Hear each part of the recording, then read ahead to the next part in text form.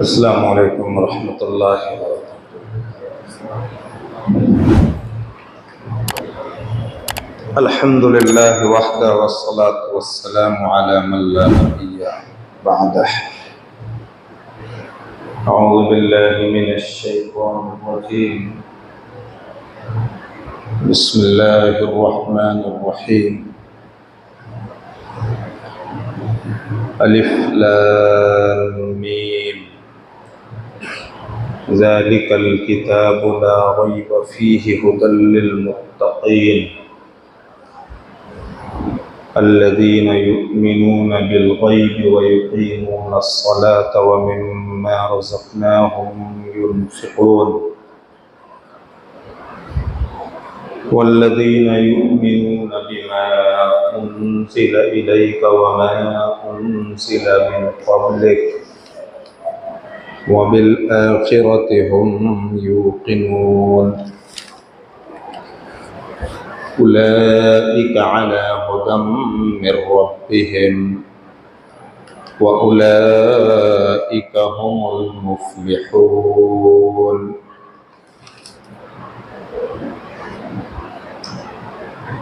कुरान करीम की सबसे बड़ी सूरत सूरह बकरा शुरू की 5 आयतें बहुत से भाइयों को याद भी होंगी। ये नंबर शुमार के एतबार से कुरान का दूसरा सूरा है। कुरान की 114 सूरतें जिस तरतीब से इस वक्त लिखी हुई हैं, ये तरतीब तौक़ीफ़ी है, नुज़ूली नहीं है। उतरने के एतबार से, जिस एतबार से उतरी उस एतबार से अल्लाह के रसूल ने नहीं लिखवाया। उसको कहते तौक़ीफ़ी, अल्लाह के रसूल की तरफ से लिखवाया गया। नमाजों में इसी तरतीब से पढ़ना अफजल और बेहतर है। सूरह बकरा के बाद सूरह आल इमरान पढ़े, सूरह निसा पढ़े, सूरह मायदा पढ़े। ये जो तरतीब है, ये इस तरह से पढ़ना अफजल और बेहतर है।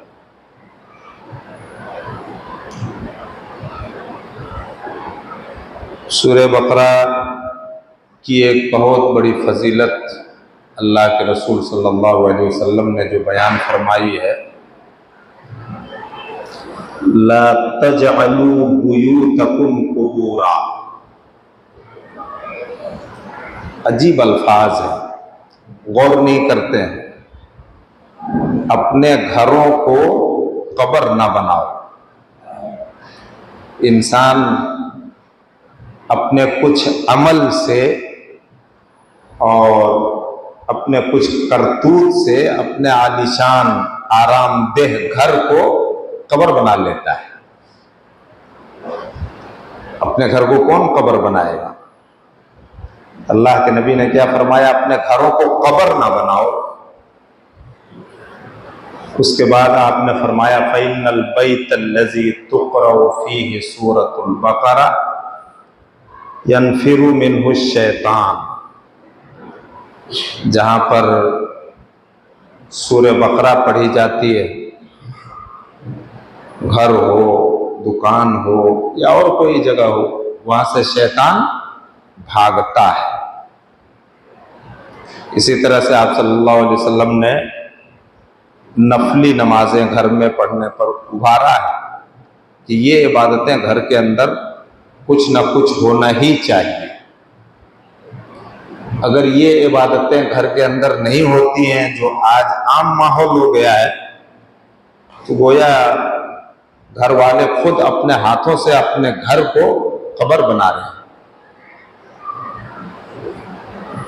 कब्र एक वहशतनाक डरावनी जगह।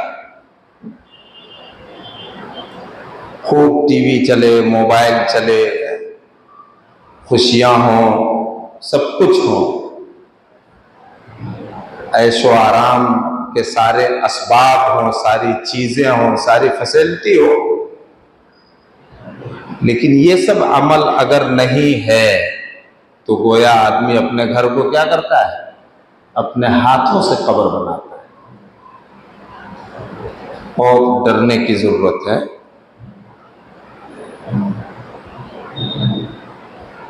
तो सूरह बकरा पढ़ने का एहतमाम करना चाहिए। कुरान करीम की सबसे बड़ी सूरत है। अब एक अजीब माहौल चल चुका है कि दूसरों से सूरह बकरा पढ़वाते हैं, अपने पढ़ने की सलाहियत रखते हैं, उसके बावजूद दूसरों से पढ़वाते हैं क्योंकि लंबी सूरत है। खुद पढ़ना चाहिए। अगर आदमी मजबूर है, पढ़ना ही नहीं जानता है, तो फिर वो एक दूसरी बात है। और ये इंसान के लिए बड़ी महरूमी की बात है कि कुरान एक मुसलमान देख कर भी ना पढ़ सके। ये बड़ी महरूमी और बदनसीबी की बात है। मुसलमानों की बड़ी भारी तादाद है जो देख करके भी कुरान नहीं पढ़ पाते हैं। अलिफ लाम मीम से ये सूरह शुरू है। इस तरह से बहुत सारी सूरतें हैं जो कुरान में अलग अलग हरफों से पढ़े जाने वाले लफ्जों से कह लीजिए शुरू है। से अलिफ लाम मीम। उसके बाद इस तरतीब से जो पढ़ते हैं, जिस तरतीब से है, दूसरी सूरत कौन सी है जो इस तरह के हुरूफ से शुरू हो?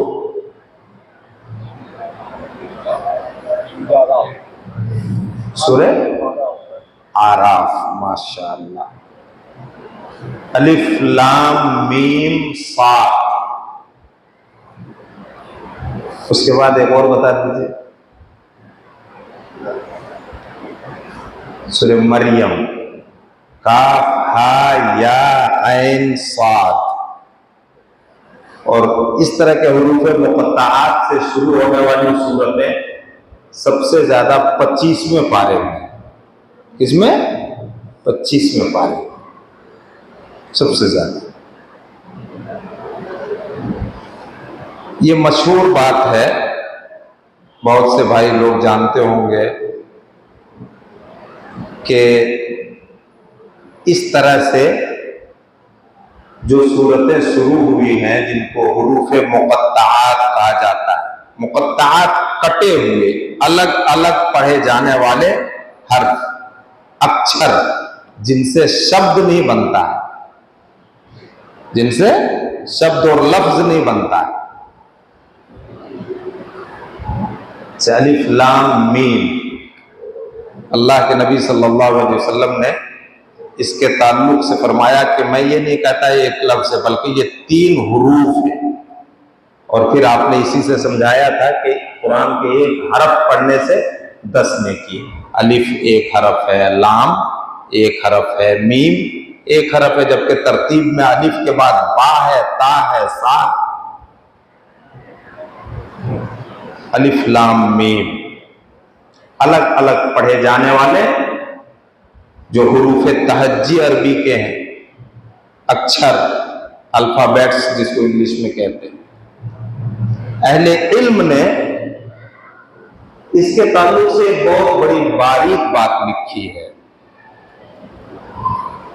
कि अरबों को, अहले अरब को अपनी जबान और अपनी भाषा जानने पर बड़ा गर्व था, नाज था उनको।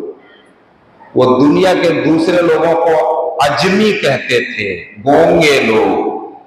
गूंगे लोग कहा करते थे। अजमी के माने होता गूंगे, जो अपने माफे ज़मीर को, अपने दिल की बात को सफाई से अदा ना कर सके। और अरबों को कुरान पर अल्लाह की किताब होने में बड़ा शक था, इनकार करते हुए तरह तरह की उलझनों में पड़े हुए थे। वो कभी कहते कि ये इंसान की गढ़ी हुई किताब है, मोहम्मद ने सल्लल्लाहु अलैहि वसल्लम दूसरों से मदद लेकर के ये किताब पढ़ ली है। कभी कहते ये शेर व शायरी की किताब है, कभी कहते कि ये जादू की किताब है। फी शक्क मुरीब, यह है शक्के मुरीब उनका। उनके शक ने खुद उनको उलझन में डाल रखा था, बेचैनी में डाल रखा था। उनका शक किसी एक चीज पर नहीं कायम था। कभी जादूगरी की किताब, कभी इंसान का कलाम, कभी शेर व शायरी की किताब, कविता की किताब कहा करते थे। अल्लाह ताला ने उन लोगों के सामने चैलेंज पेश किया। चैलेंज पेश किया, क्या चैलेंज पेश किया? कि अगर इस किताब के किताबे इलाही होने में, मुनज़्ज़ल मिनल्लाह होने में तुम्हें कोई शक है, तो तुम अपना कलाम, अपनी गुफ्तगू, अपनी शेर व शायरी, जो उस वक्त का सबसे बड़ा इल्म था, इल्म समझा जाता था शेर व शायरी, कविता कहना, कविता लिखना, तुमको जो इतना नाज है, अपना कलाम तुम हुरूफ मुक़त्तआत से शुरू करके दिखाओ। अरबी भाषा का जो कायदा, कानून और हुस्न और खूबसूरती है, तुम अपना कलाम शुरू करोगे, तुम्हारे कलाम की खूबसूरती बिगड़ जाएगी। लेकिन हमने अपने कलाम को हुरूफ मुक़त्तआत से शुरू किया। हमारे कलाम की खूबसूरती और हुस्न और अरबी भाषा की जो खूबी है, वो खूबी में कुछ भी फर्क नहीं आया। चैलेंज किया अल्लाह ताला ने। आप देख लीजिए, नबी अकरम सल्लल्लाहु अलैहि वसल्लम की तमाम हदीसें पढ़ जाइए, कोई हदीस हुरूफ मुक़त्तआत से शुरू नहीं। ये कुरान का मौजज़ा है। अल्लाह ताला ने चैलेंज किया अरबों को, जिनको शक था कि ये अल्लाह की किताब नहीं, अलिफ लाम मीम, ज़ालिकल किताबु ला रैब फीह, ये ऐसी किताब है जिसमें कोई शक नहीं। तुम इसके बारे में शक करके बीमारी में पड़ चुके हो। तुम्हारा शक किसी एक पहलू पर, किसी एक नाहिए पर कायम नहीं है। तुम खुद अपने शक की वजह से उलझन में पड़े हुए हो, जो कुरान के ताल्लुक से करते हो। ज़ालिकल किताब, ये किताब जो अल्लाह की तरफ से उतारी गई है, ना इसके उतारे जाने में कोई शक है, ना इसके माने और मतलब में कोई शक है, ना इसकी दावत में कोई शक है, ना ये जिन चीजों को पेश करती है उसमें कोई शक है। उसके बाद अल्लाह ताला ने फरमाया हुदल लिल मुत्तकीन, हुदल लिन्नास। इसी सूरह बकरा में हुदल लिन्नास भी अल्लाह ताला ने कुरान को फरमाया। सारी इंसानियत की हिदायत के लिए, रहबरी के लिए, सारी इंसानियत को सिराते मुस्तकीम दिखाने के लिए, अल्लाह की मर्जी का रास्ता बताने के लिए कुरान आया, सबके लिए। लेकिन जो आदमी इससे फायदा ना उठाना चाहे, शक में पड़ा रहे, उसको ये किताब जबरदस्ती राह हिदायत नहीं दिखाती। बिल्कुल ठीक इसकी मिसाल अहले इल्म ने जो लिखा और दिया है, जैसे सूरज है, पूरी दुनिया के लिए, हर मखलूक के लिए निकलता है, तुलू होता है।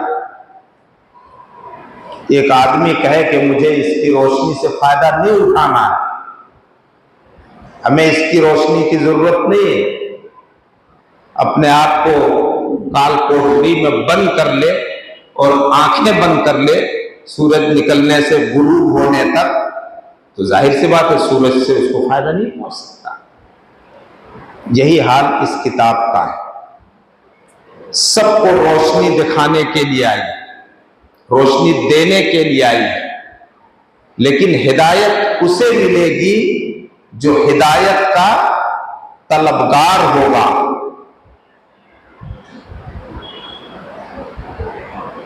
अल्लाहुम्मा जअलिल कुरआन रबीअ क़ल्बी, अल्लाह के नबी दुआ फरमाते हैं, मेरे दिल की बहार इसको बना दे। अल्लाहुम्मा जालिल कुरान रबिया कल्बी व नूर सदरी, और मेरे सीने की रोशनी और नूर इसको बना दे। इस दुआ की, ऐसी दुआ की जरूरत है नबी सल्लल्लाहु अलैहि वसल्लम को भी पड़ी कि इससे हमको नूर मिलता रहे, इस किताब से। ये किताब सबके लिए आई है, लेकिन हिदायत सिर्फ उसे मिलेगी जो हिदायत का तलबगार होगा। हिदायत का तलबगार कौन लोग हैं? अल-मुत्तकीन। इसका तर्जुमा अरबी जबान का जो ये लफ्ज है, उर्दू या हिंदी एक लफ्ज में नहीं कर पाएंगे। कुरान में कितना आया, या अय्युहल्लज़ीना आमनुत्तकुल्लाह, बार बार आया है। अल्लाह से डरो, अल्लाह से डरो, अल्लाह से डरो। इसका एक माने जो सबसे ज्यादा जिस माने में ये लफ्ज इस्तेमाल होता है वो है बचने वाले और परहेज करने वाले लोग, मुत्तकीन के। इत्तिका से ये बना है, जिसके माने ही होता है बचना और परहेज करना, जिसमें छोड़ने का मफहूम शामिल है। आप जिस चीज से परहेज कर रहे हैं, जिस चीज से बचना चाह रहे हैं, उसको आप छोड़ेंगे।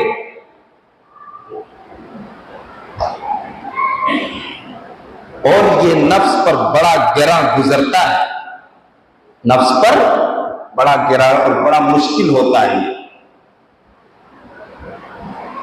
अल्लाह ताला ने जिन कामों के करने का हुक्म दिया है, जिनको मामूरात कहते हैं, उन पर अमल करना किसी हद तक आसान है। जिनको मनहियात कहते हैं, जिनसे अल्लाह ने मना किया है, जिनसे बचना है, जिनसे परहेज करना है, दूर रहना है, ये नफ्स पर ज्यादा भारी गुजरता है, ये नफ्स पर ज्यादा मुश्किल होता है। एकदम आप तजुर्बा करके देख लीजिए। अच्छे से अच्छे नमाजी कभी समाज के नाम पर, कभी रस्म और रिवाज के नाम पर, या कभी कौमी परंपरा के नाम पर कितने बड़े बड़े गुनाह कर लेते हैं कि नहीं कर लेते हैं? नमाज भी पढ़ रहे हैं। जिसके अंदर ये खामी हो वो मुत्तकी नहीं हो सकता, वो परहेजगार नहीं हो सकता। ये किताब हिदायत उन लोगों को देती है जो अल्लाह के मनहियात से, जिनसे अल्लाह ने बचने का, रुकने का हुक्म दिया है, उनसे बचते और रुकते हैं। अगर उनमें मुब्तला है किसी काम में तो फौरन उसको छोड़ देते हैं, तौबा करते हैं अल्लाह ताला से। उसके बाद मुत्तकियों की कुछ सिफतें अल्लाह ने बयान फरमाई। अगर सिर्फ मुत्तकीन पर गुफ्तगू की जाए तो बहुत लंबी हो जाएगी, बहुत लंबी हो जाएगी। अल्लाहुम्मा इन्नी असअलुकल हुदा वत्तुका वल अफ़ाफ़ा वल गिना। सारी इबादतों का मकसद यही है कि बंदे के अंदर परहेजगारी पैदा हो, जिसको क्या कहते हैं? तक़वा। सारी इबादतों का यही मकसद। अल्लाह के रसूल सल्लल्लाहु अलैहि वसल्लम अल्लाह से मांगते, अल्लाहुम्मा इन्नी असअलुकल हुदा, हिदायत की भीख मांगता हूं, वत्तुका, और तकवा और परहेजगारी की भीख तुझसे मांगता हूं। नबी को ऐसे सवाल करने की कैसे जरूरत पड़ गई, सब मांगने की? अल्लज़ीना युमिनूना बिल गैब, मुत्तकी लोगों की पहली सिफत यह है कि वो गैब पर ईमान रखते हैं। जिन चीजों को इंसान अपने अकल से, अपने शुऊर से, अपने इदराक से और अल्लाह ने जो जानने के जराए दिए हैं, उन किसी भी जरिए से नहीं हासिल कर सकता, वो गैब है, बिन देखी चीजों से। बनी इसराइल ने हजरत मूसा से कहा अरिनल्लाह जहरा, अल्लाह को खुल्लम खुल्ला दिखा दो तब हम मानेंगे।